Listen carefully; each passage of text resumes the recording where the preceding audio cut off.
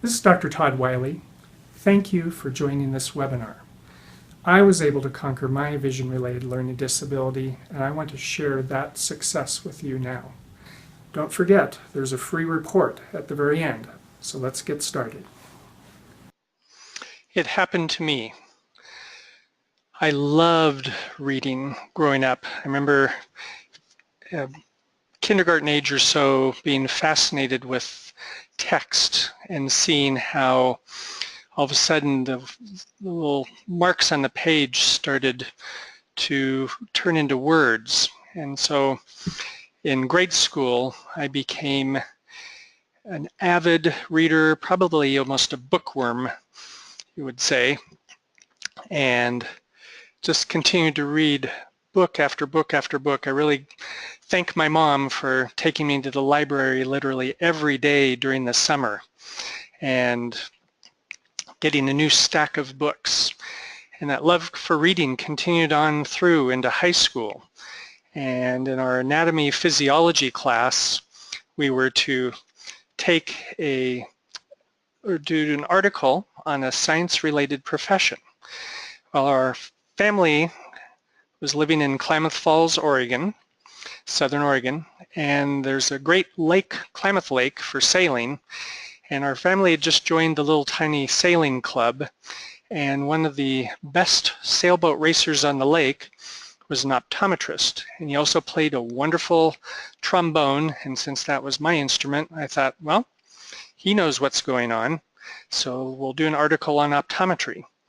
And since I was already wearing glasses since 4th grade, I thought, oh, that sounds like an interesting career. So I, quote, set sail to go to optometry school, and so I went undergraduate to Forest Grove, Oregon, which is where the graduate program is.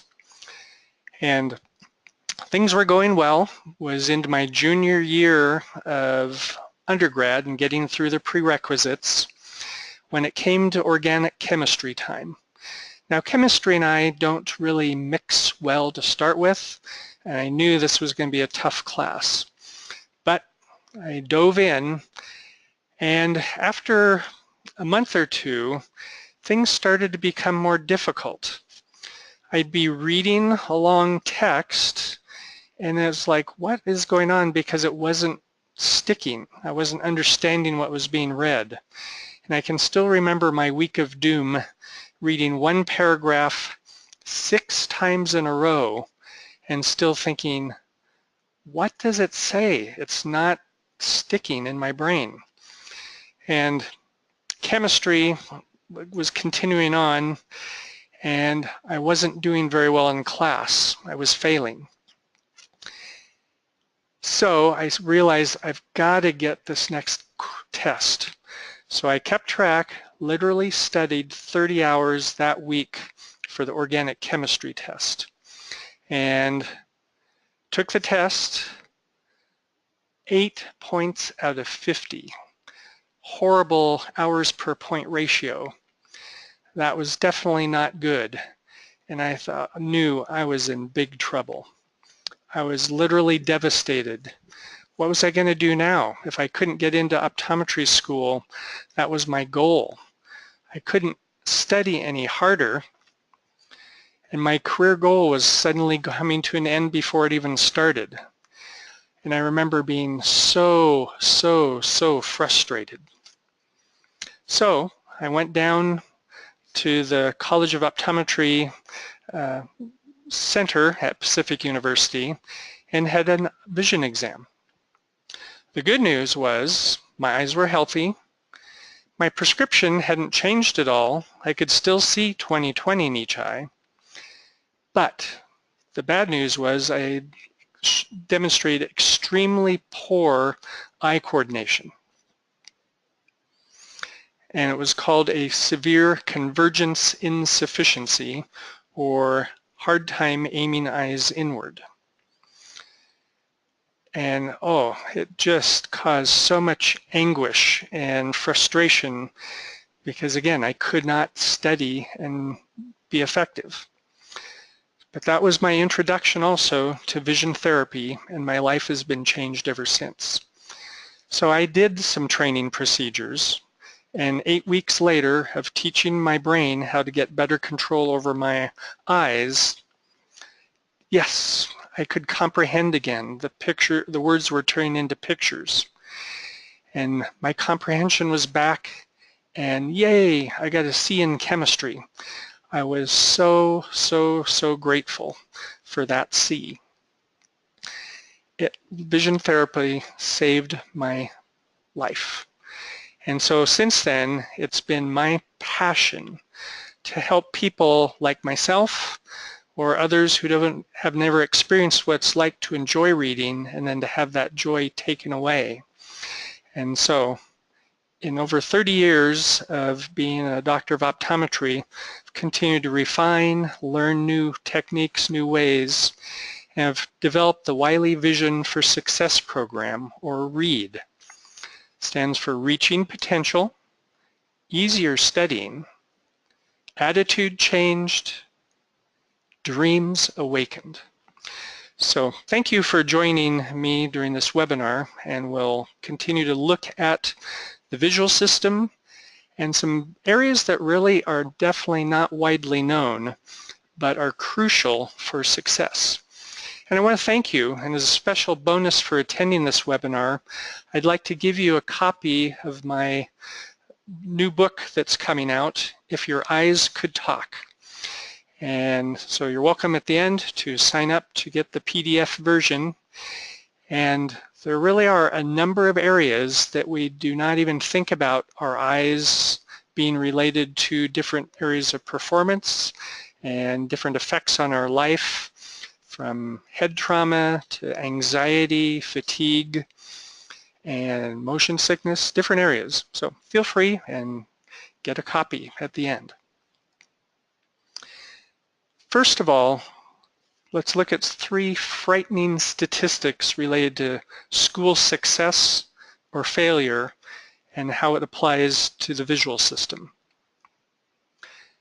ADHD, attention deficit hyperactivity disorder, diagnoses are up 53% in the last decade. And unfortunately, because of that, prescriptions increase is up 46%. And there are a number of statistics talking about the percent of children who start off on prescription medication, the chances of them continuing to use other medications, legal or not, in the future is higher. That's frightening. Also, 66% of 4th graders in America scored below proficient on the 2013 National Assessment of Education Progress Reading Test. 66% of 4th graders are not reading at grade level. Third statistic, over 95% of children with vision-related learning disabilities have 20/20 eyesight without glasses. They'll pass the school vision screening easily. And also, it's not going to be picked up during a routine eye exam. Missed diagnoses. This just out of USA Today recently. 1 in 4 students have an undiagnosed vision problem significant enough to impact academic performance. What are the consequences of this misdiagnosis? Well, first of all, false assurance. The eyes are not involved. Go to the eye doctor, sees 20/20. Okay, the problems that my child's having in reading must not be related to their eyes then. That cannot be farther from the truth. It also will contribute to years of frustration, tears, just anguish. Again, like what I experienced, it did not matter how hard I tried, I could not get the information to go in. Imagine being a child who's learning to read, but yet because of a physiological problem, you can't. So frustrating. Time and money spent on tutoring and counseling that may not have been needed if the root of the problem had been discovered. For some, it'll also show up in sports performance. while there's a big difference between how your eyes work up close for reading and also how they work for distance, for some people, when there is such an imbalance, sports can be significantly impacted. And finally, also the poor self-confidence. Boy, how many times have I heard, my child just thinks they're stupid. They just feel so inadequate, and they're just not like their brother or sister who may enjoy reading, yet they can't. And so you know they're thinking inside themselves, what is wrong with me? I am stupid. It does not have to be that way. Further consequences.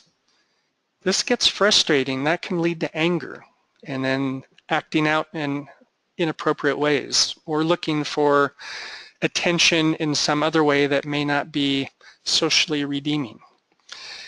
Boy, what tension this causes in families when a child is struggling. The parents feel for them for sure, but what can they do? The big picture, long term, can limit their career options. That's going to limit future earnings. An undiagnosed vision problem literally has lifelong consequences. And even it can affect personal safety. And we'll see that when we start looking at peripheral vision. The good news is there is hope. And they can be cured. A person does not have to live struggling in such ways that are so frustrating. And it can happen at any age. We work with adults all the time that for decades have hated reading, felt poorly about their reading ability, never wanting to read out loud in public ever. And yet, because of an undiagnosed vision problem, that was what was holding them back. That can be changed at any age. It's never too late. All the time we'll see children and parents smiling, just so happy, so relieved that now they're having success. We see grades going up and frustration going down. That's why the READ program is so crucial and really warrants looking into and learning more. So let's look at some of these areas of the visual system. There are 3 myths and 3 essentials. First myth, well, the eyes aren't involved with reading. If somebody can see fine 20/20, that's all that the eyes are involved. That could not be farthest from the truth. The Snellen eye chart, the 20/20 chart, was developed in the 1860s by Dr. Snellen for reviewing troops getting ready to go into the Civil War. Unfortunately, that's still, in most states, the one and only vision screening tool that's used. Just now, some states are starting to realize, well, we should actually look at how somebody can see at reading distance. Wow, what a concept. But even that will not be enough, because in the vast majority of people with vision-related learning disabilities, they see 20/20, whether it's far away or up close. Again, 20/20 means perfect eyesight. It may mean the great ability to see clearly, but vision, the ability to use the information that comes in through the eyes, can be significantly adversely affected even though somebody sees 20/20. Third, just give it time. Your child will outgrow their learning problem. Unfortunately, that's rarely the case. So what are 3 essentials when we look at this? Well, first of all, eye coordination is crucial for success. Vision and brain timing, that's something that is so little known. You'll learn more in a moment, but it's absolutely crucial for certain people. It can instantly change failure to success.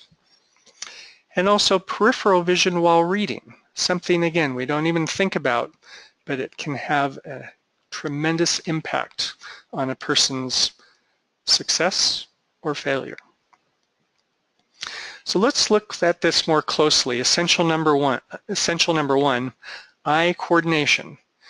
It's crucial for eye movement accuracy, to maintain clear and single vision, and third, to comprehend what you're reading. I know, it happened to me. So here we have a visograph, and this is an eye tracking device that's showing the example of where a person's eyes are moving, where they're looking when they're reading text. And so this infrared sensor just picks up the eyes moving along the page. As you can see in this example, it's not smooth and flowing forward. There's a tremendous number of regressions, backward eye movements, skipping lines, coming back, going forward, oops, back and forth, back and forth. That's not efficient reading. That's going to impact speed, comprehension, again, frustration.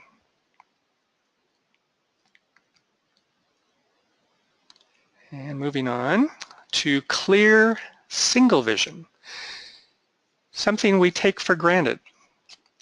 But even at an eye test, a person could check and see they have clear single vision, but what happens over time?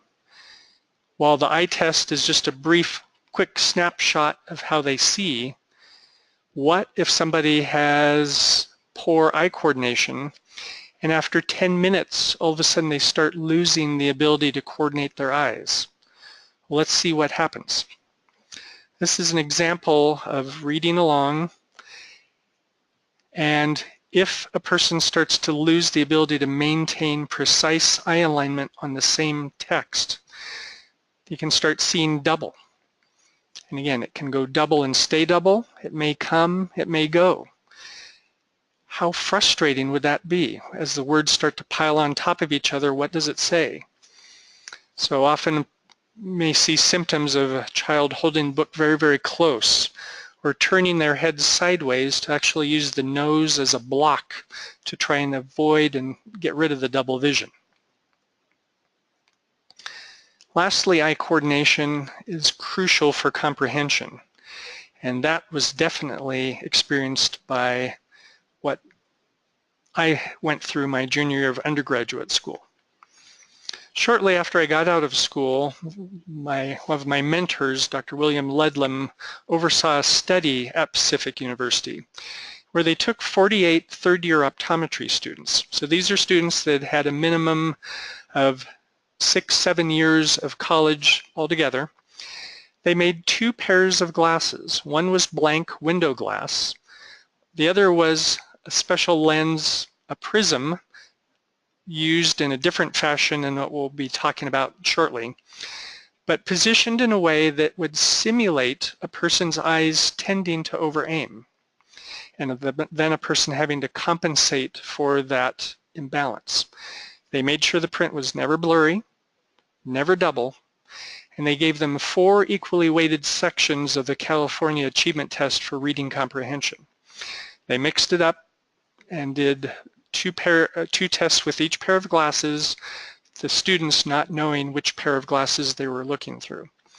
The results of the study, 40 of the 48 grad students had a statistically significant drop in reading comprehension when they had the pair of glasses on that just made them have to spend extra effort to keep their eyes lined up.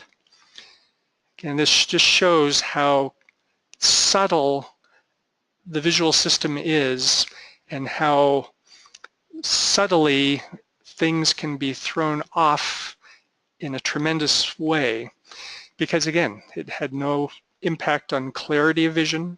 They weren't seeing double, but it knocked out comprehension for 40 out of the 48 students.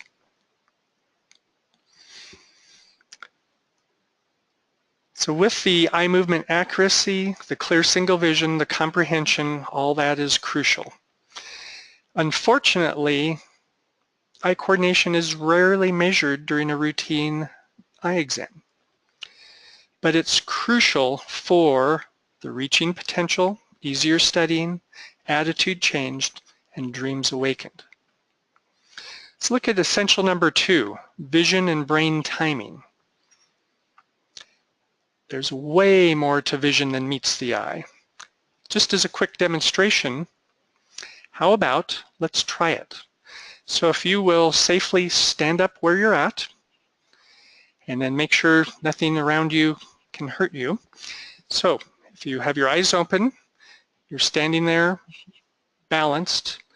Now stand on one foot. People should be doing that pretty well. Now close your eyes. How easy is your balance now? So that's just one quick example that there's more to vision than meets the eye. But what's this about timing?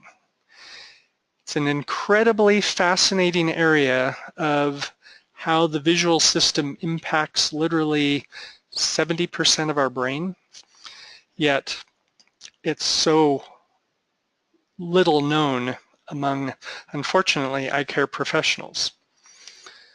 So eye movements, coordination are involved with the timing. Also, our inner ear, our balance, is involved with this timing mechanism, our hearing, and also proprioception. Those are joint sensors for gravity, movement, position. They're found throughout our body, ankles, knees, hip, neck, finger joints. They just help our brain know where our body parts are. But in our brain stem, eye movements, inner ear, balance, hearing, and proprioception all synchronize precisely together, amazingly at a timing rate that's 4 times faster than the nerves that we see with. So these are non-sight connections that have a huge impact on day-to-day life. If the visual system is out of balance, if the timing is off, it has a tremendous impact on all sorts of areas. Those senses, if they're off, the brain's trying to decide, who do I believe? Which sense is the most accurate one? So it'll cause confusion. Decreases performance, sports, reading. Interestingly, we can influence the timing of light to our midbrain with a particular type of lens. So we'll see here in a moment a vivid example of how changing the timing of light to a person's brain through a pair of glasses had a profound impact on his life. This is a gentleman, 7 years post-traumatic brain injury.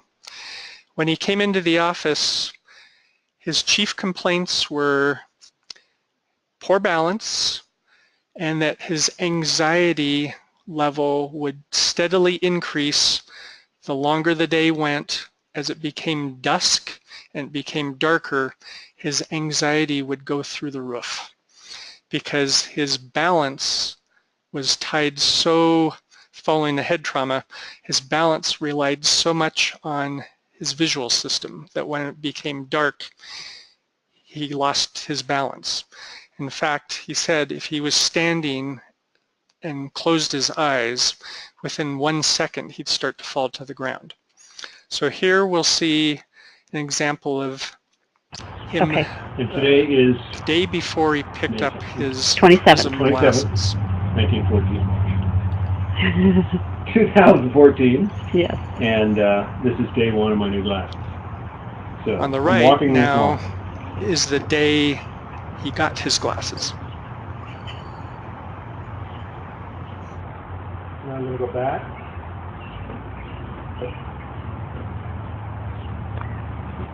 Okay. Okay. So there's huge difference in walking ability. Now let's look and see how it may impact reading.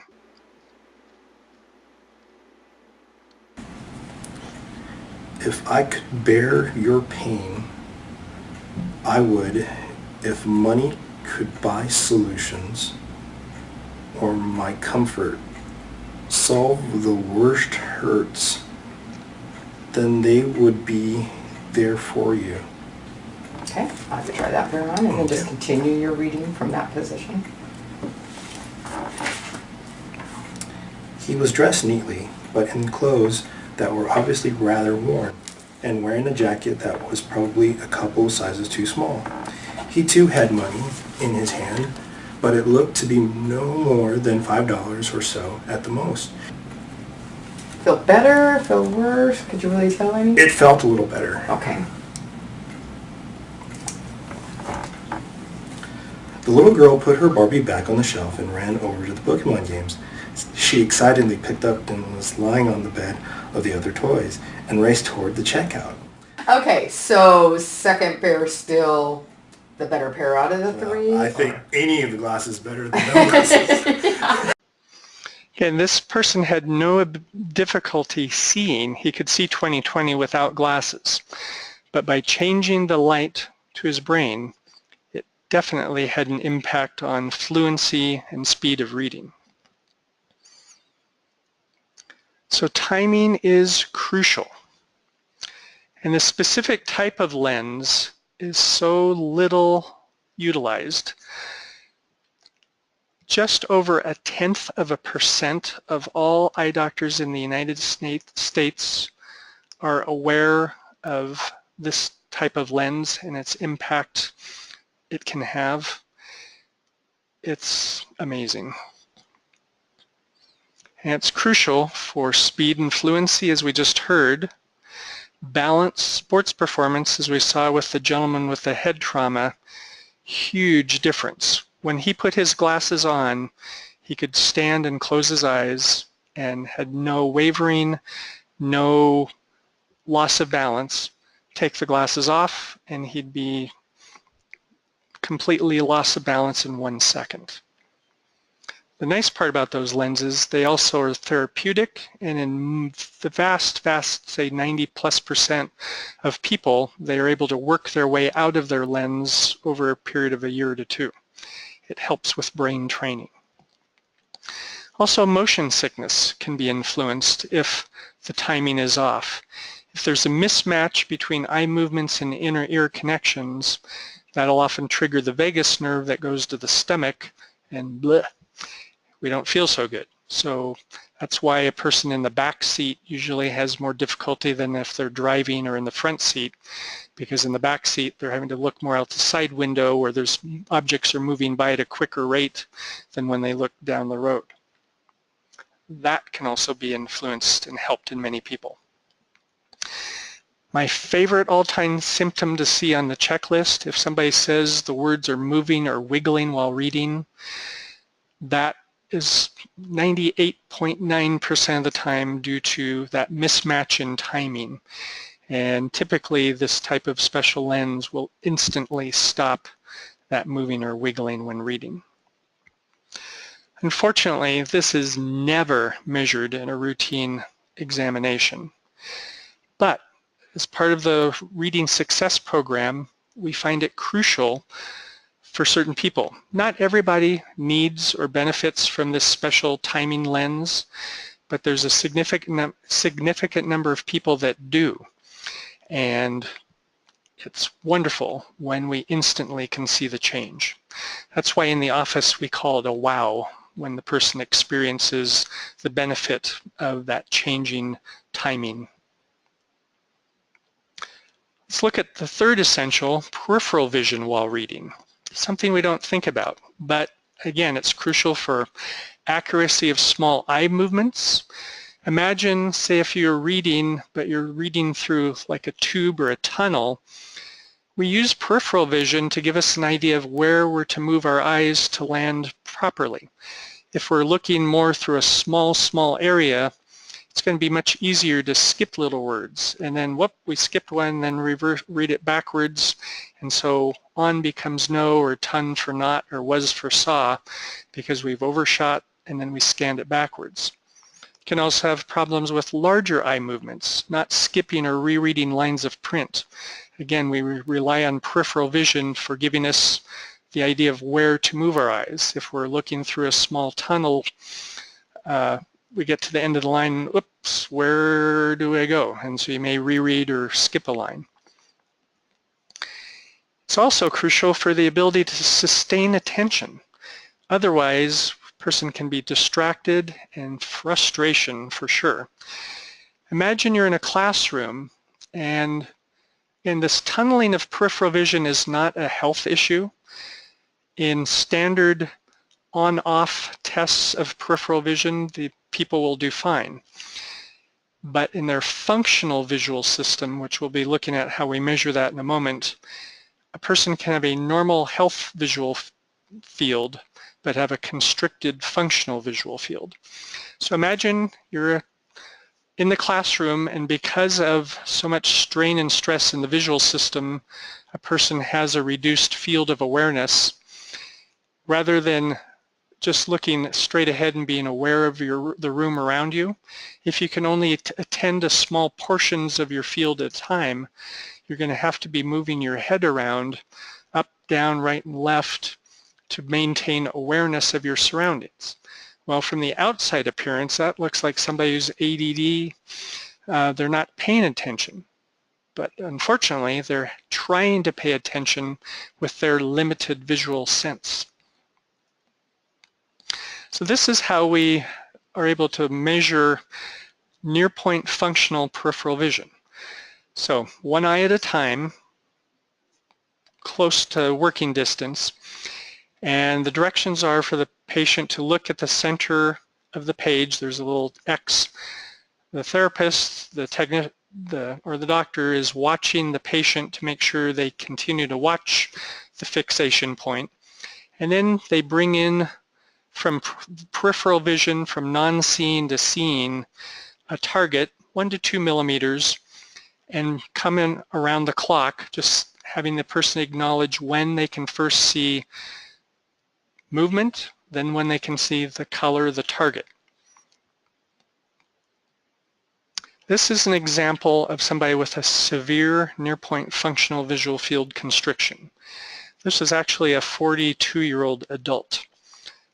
Has not had a head trauma, was a delivery truck driver who was extremely frustrated with his reading, but he also had this nagging feeling like he felt like he'd get in an accident and wouldn't know it.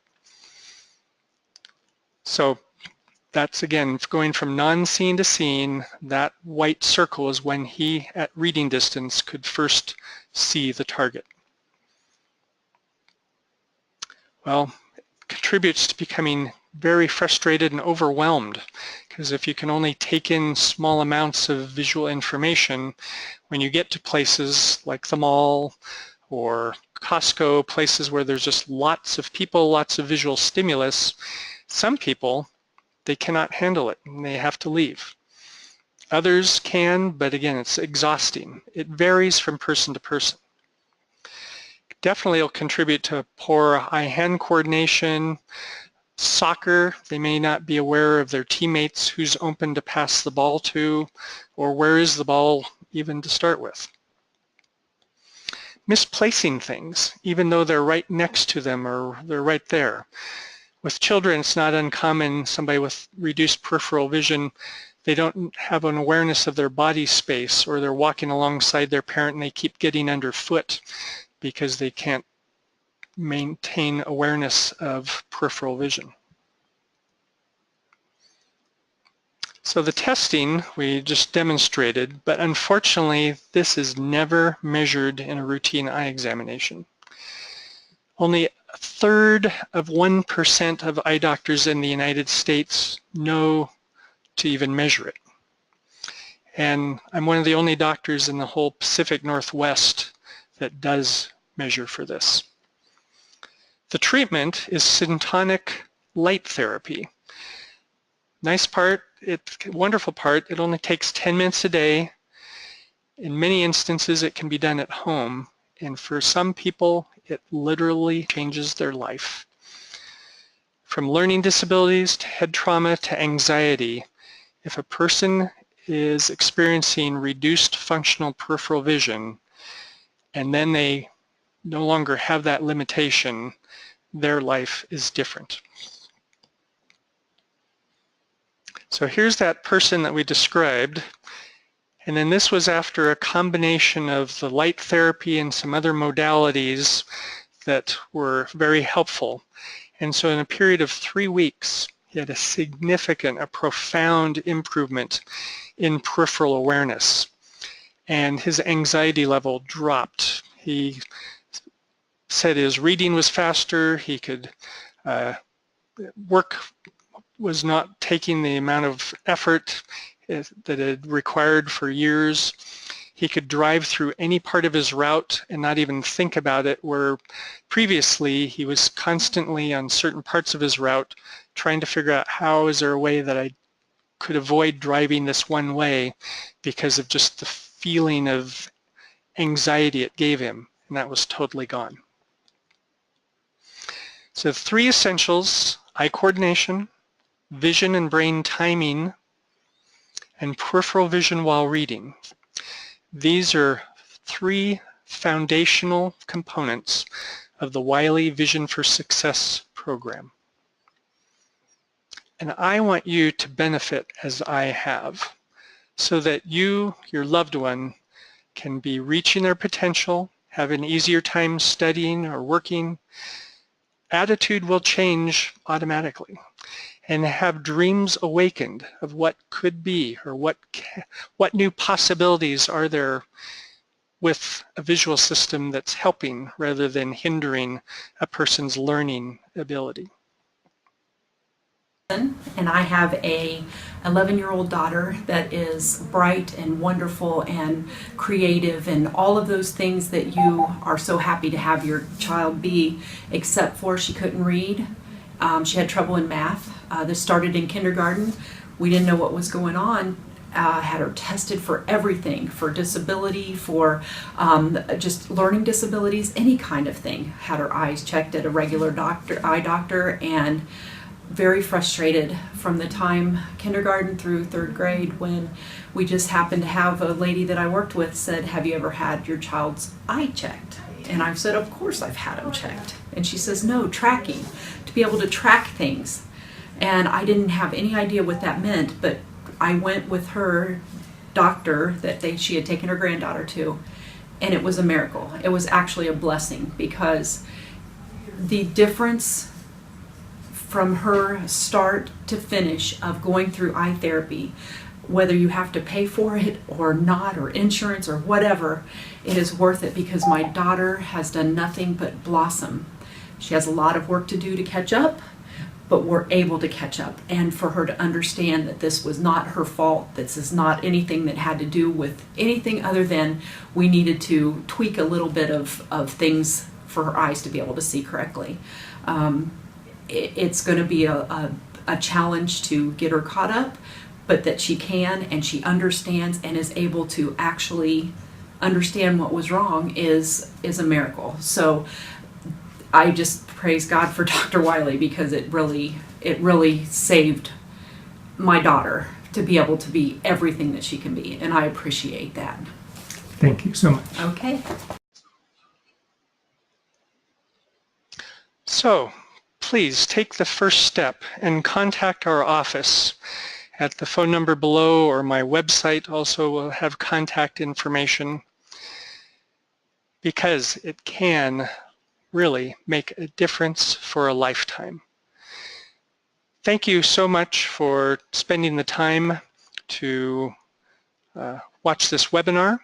And again, as I promised, I wanted to give you a gift of PDF copy of my new book, If Your Eyes Could Talk.